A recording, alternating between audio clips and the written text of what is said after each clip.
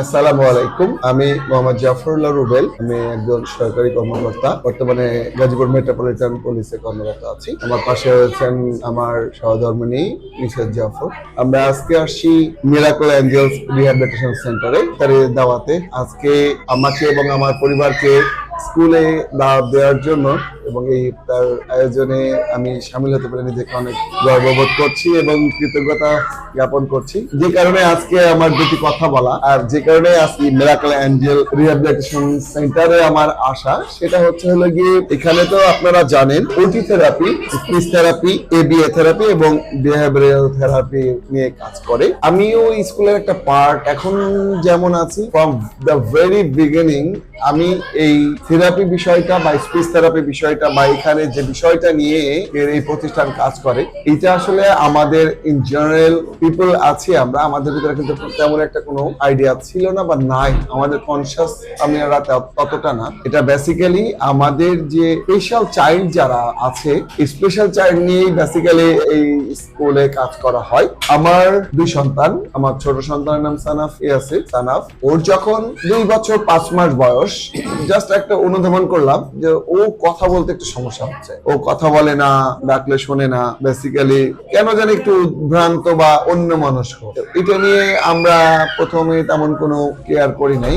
After some time আমরা জিনিসটাকে এটা আমলে নিয়েছি, বিভিন্ন জায়গায় কথা বলেছি, ডক্টরস এর কাছে গিয়েছি। যেটা করে সাধারণ ভাবে ঝাড়া ফু বা ওয়েট করা, যে না এটা কিছু না, 3 বছর 4 বছরের মানুষ কথা বলে, এই বিষয়গুলো অনেক রকমের টানাপোড়েনের ভিতর দিয়ে আমরা কিছুদিন অতিবাহিত করছিলাম। বাট জিনিসটাকে আমি খুবই কনসার্ন হিসেবে নিয়েছিলাম এবং আমি অভিজ্ঞ চাইল্ড স্পেশালিস্টের কাছে গিয়েছি। আমরা এটা নিয়ে বনানীতে একটা প্রতিষ্ঠান আছে, স্পেশাল চাইল্ডদের নিয়ে কাজ করে বা বধিরদের নিয়ে কাজ করে, সেখানে গিয়েছি। তারা কোনো সমাধান দিতে পারে নাই। এটা নিয়ে গিয়েছে হলো পিজিতে গিয়েছি। এনিওয়ে, একজন চাইল্ড স্পেশালিস্টের কাছে গিয়েছিলাম, সরি মিজানুর রহমান স্যারের কাছে। স্যার আমাদেরকে মোটামুটি ভালো পরামর্শ দিয়েছেন এবং স্যারের দিক নির্দেশনায় আজকের এই প্রতিষ্ঠানের কর্ণধার সোনিয়া মিসের আমরা সন্ধান পাই। আমরা তার সাথে কথা বলেছি। উনি সেই সময় আমাকে সময় দিয়েছিলেন এবং আমার বাচ্চার সাথে কথা বলবেন বা তাকে দেখবেন বলে আমাদের সাথে তার সাথে একটা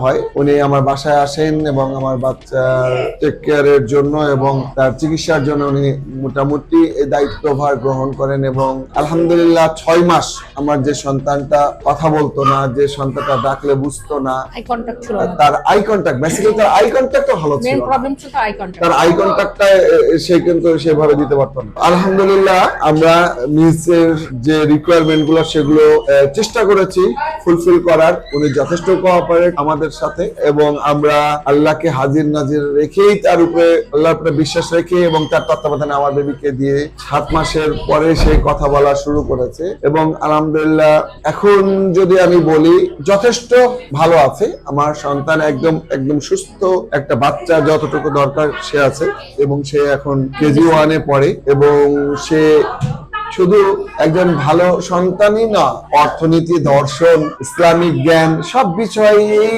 মোটামুটি আলহামদুলিল্লাহ সে বাংলাতে যতটুকু এক্সপার্ট, ইংরেজিতে আরো বেশি এক্সপার্ট। সে অ্যাস্ট্রোনমি নিয়ে কথা বলে, সে স্পেস নিয়ে কথা বলে, সে জিসাস নিয়ে কথা বলে, সে হযরত মুহাম্মদ সাল্লাল্লাহু আলাইহি ওয়াসাল্লাম নিয়ে কথা বলে, মানে সব বিষয় আলহামদুলিল্লাহ। ইকোনমিক্স নিয়ে সে কথা বলে। মানে আমরা খুব হ্যাপি। আমার সন্তানকে আরো দীর্ঘায়ু দান করুন এবং এই দোয়া আমরা যেমন করি আপনাদের কাছ থেকেও সেই প্রত্যাশা করছি, আপনারা আমার সন্তানের জন্য দোয়া করবেন। সেই সাথে যেসব বাবা মা এরকম ফ্রাস্ট্রেশনে আছেন বা এগুলা নিয়ে টেনশনে আছেন যে কি করব, কোথায় দিব, নির্দ্বিধায় নিঃসংকোচে আমি মনে করতে পারি যে এখানে দিতে পারেন। তার জলজান্ত উদাহরণ প্রমাণ সানাফ। আপনারা যদি সানাফের যদি ভিডিও দেখেন বা ওর কথাবার্তা শুনেন তাহলে বুঝবেন যে বেসিক্যালি যে ছেলেটা আই কন্টাক্ট ছিল না, যে ছেলেটা কথা বলতে পারতো না, আজকে সে আলহামদুলিল্লাহ অনেক একটা মানে সুস্থ বাচ্চার যতগুলো কোয়ালিটিস থাকা দরকার আলহামদুলিল্লাহ তার ভিতরে আমরা লক্ষ্য করছি। আমরা খুবই হ্যাপি। আমরা মিরাকল এঞ্জেলস রিহ্যাবিলিটেশন সেন্টারের উত্তরোত্তর সাফল্য কামনা করছি, এভাবে এগিয়ে যাবে। এটা শুধু একটি সামাজিক সংগঠনই না, সামাজিক প্রতিষ্ঠানই না, এটা হইলো একটা পরিবারের জীবন ফিরিয়ে দেওয়ার জন্য, আনন্দ ফিরিয়ে দেওয়ার জন্য যে সহায়তা, এটা টাকা দিয়ে হয় না। এই রেজাল্ট ইহ জগৎ এবং পরকাল দুইটাতেই পাবে বলে আমি বিশ্বাস করি এবং এটা অবশ্যই একটা খুবই মহতি উদ্যোগ, মহতি কাজ, অনেক কষ্টের কাজ। ইনশাআল্লাহ আমি মনে করি এর রেজাল্ট পরকালেও পাবেন, এই প্রত্যাশা আমি ব্যক্ত করছি। আপনাদের সকলের জন্য শুভকামনা, এবং যে বাচ্চারা আছে আশা করছি তারাও খুবই শর্টলি সানাফ, এক একজন বাচ্চা একটা সানাফ হয়ে যাবে, আরো বেশি ভালো হবে। সকলের জন্য শুভকামনা। আসসালামু আলাইকুম।